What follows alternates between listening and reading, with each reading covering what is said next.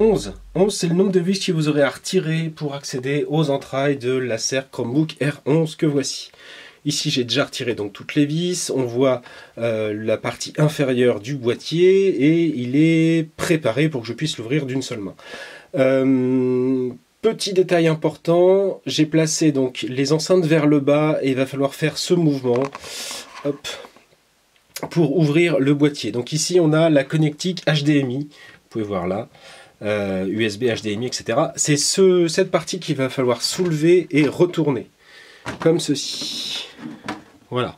Et pourquoi celle-ci n'est pas dans l'autre sens? Tout simplement parce que vous voyez ici une nappe qui, si vous le faites dans l'autre sens, va s'arracher. Donc on peut retirer la nappe, il y a un petit connecteur ici, on peut retirer la nappe, mais pour pouvoir manipuler l'engin sans avoir à retirer cette nappe, qui alimente donc la connectique trouvée de la part d'Acer, donc c'est une solution très classique, juste un petit peu ouverte sur le côté.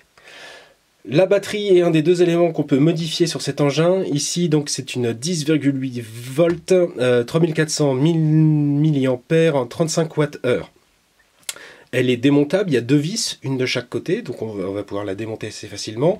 Et on a un connecteur qui vient se connecter sur la carte mère. Donc ça, c'est un des seuls éléments qu'on peut modifier. L'autre élément qu'on peut modifier, c'est celui-ci, la carte Wi-Fi AC, qui est donc une carte mini PCI habituelle, qu'on va pouvoir démonter pour la changer pour un autre modèle. Ce qui est peut-être intéressant pour ce type d'engin qui est notamment configurable sous Linux, et il y a des cartes qui ne vont pas être reconnues. Celle-ci, je crois qu'elle l'est, donc a priori, il n'y a pas besoin de le modifier, même si on veut passer ce Chromebook sous Linux.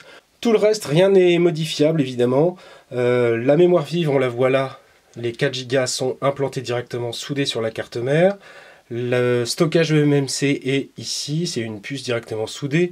On a le processeur qu'on ne voit pas, qui est situé de l'autre côté, qui est ici, et en fait il est dissipé passivement par la plaque de métal qu'on voit un peu ici, qui donc couvre l'ensemble et qui est sous le clavier de l'engin.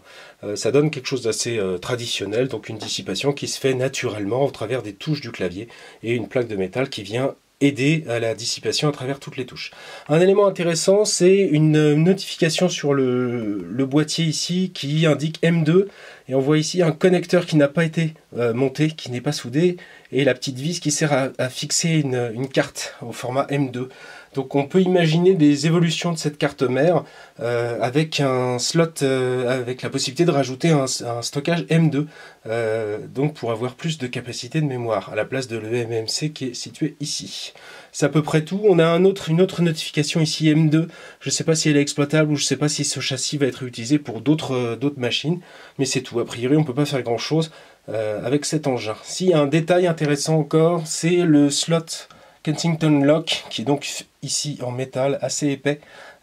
C'est peut-être un des bouts de métal les plus épais de la machine, donc qui va empêcher qu'on arrache l'antivol assez facilement, ce qui est plutôt une bonne chose, puisque la plupart du temps sur certaines machines entrée de gamme, les slots antivol c'est du plastique avec un tout petit bout d'alu derrière, et c'est pas forcément très solide, et donc il suffit d'arracher l'antivol pour pouvoir partir avec la machine. Là ça sera pas le cas.